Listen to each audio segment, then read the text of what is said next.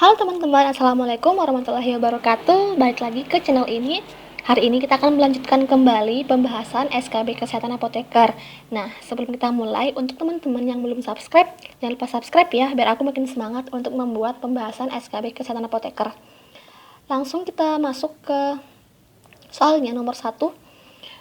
Berdasarkan Permenkes nomor 62 tahun 2017, izin edar Alkes berlaku paling lama A 3 tahun, B 4 tahun, C 5 tahun, D 6 tahun, E 7 tahun.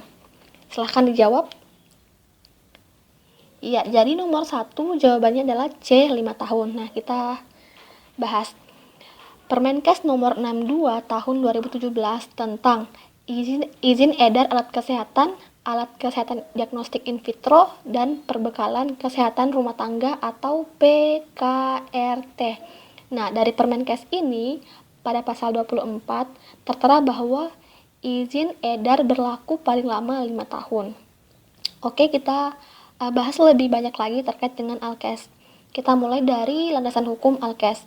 Nah, peraturan yang berkaitan dengan Alkes meliputi 1. Permenkes nomor 1189 garing Menkes garing per garing 8 garing 2010 tentang produksi alat kesehatan dan perbekalan kesehatan rumah tangga. Kemudian kedua, Permenkes nomor 1190 garing Menkes garing per garing 8 garing 2010 tentang izin edar alat kesehatan dan perbekalan kesehatan rumah tangga. Yang ketiga, Permenkes nomor 1191 garing Menkes garing per garing 8 garing 2010 tentang penyaluran alat kesehatan. Yang keempat, Permenkes nomor 76 tahun 2013 tentang iklan alat kesehatan dan perbekalan kesehatan rumah tangga. Nah, ini gampang untuk diingat karena angkanya berurut dari 1189 sampai 1191. Tapi teman-teman harus mengingat bahwa yang nomor 2 ini telah dicabut dan digantikan dengan Permenkes terbaru, yaitu Permenkes yang tadi, Permenkes nomor 62 tahun 2017 tentang izin edar alat kesehatan diagnostik in vitro, dan perbekalan kesehatan rumah tangga. Ini yang terbaru ya.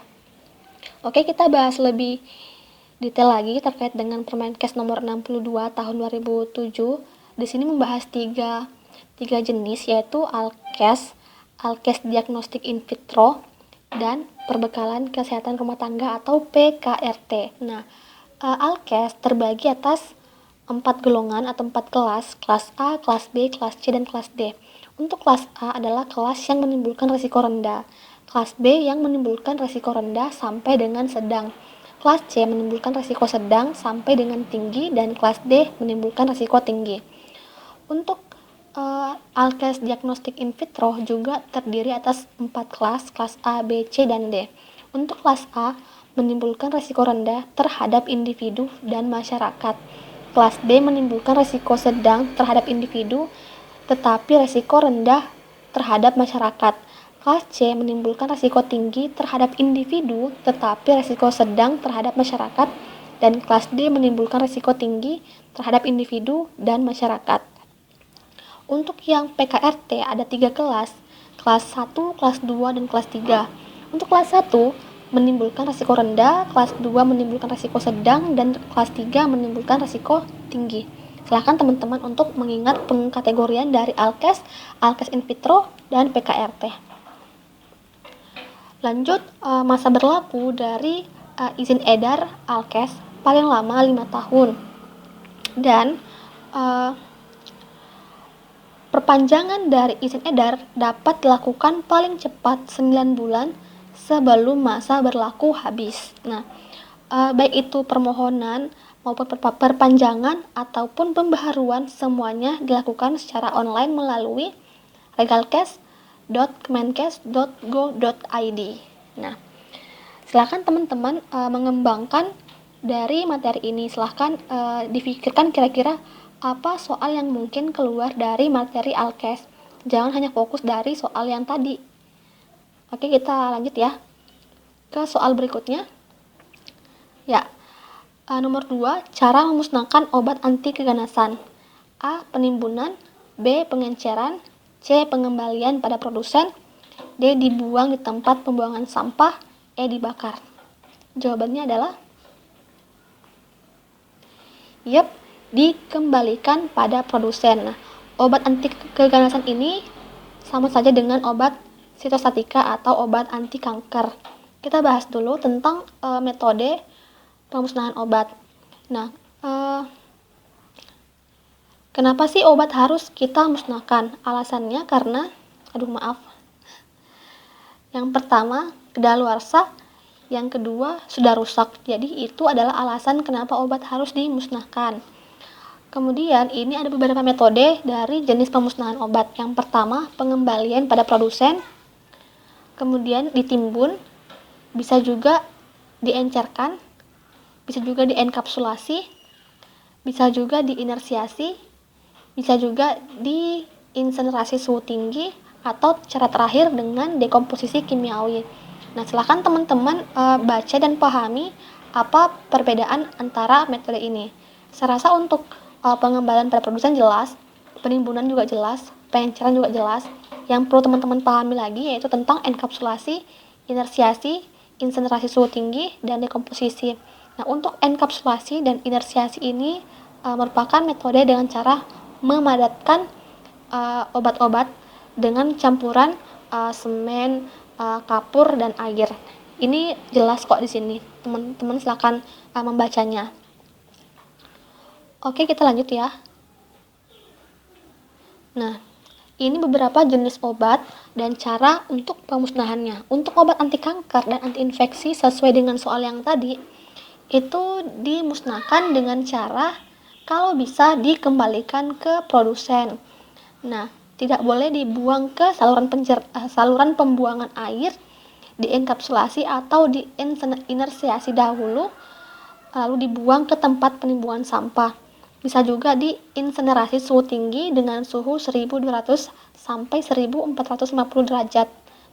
Kemudian boleh juga dengan dekomposisi kimiawi. Nah, di option yang tadi yang ada cuman dikembalikan ke produsen, dan memang ini merupakan pilihan utama dari pemusnahan obat anti kanker atau anti keganasan.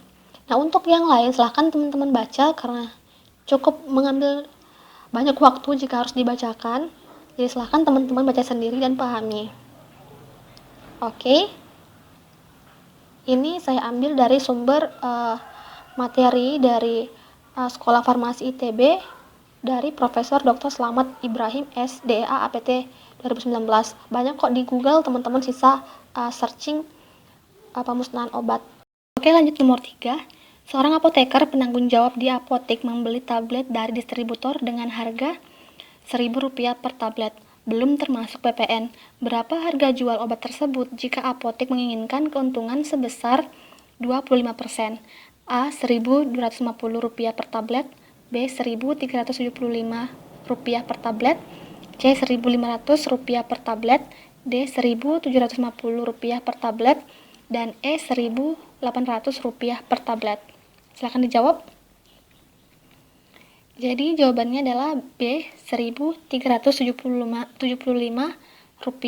per tablet. Nah, caranya harga jual apotek sama dengan harga setelah PPN tambah dalam kurung margin kali harga setelah PPN. Nah, margin ini keuntungan yang ingin diperoleh oleh apotek.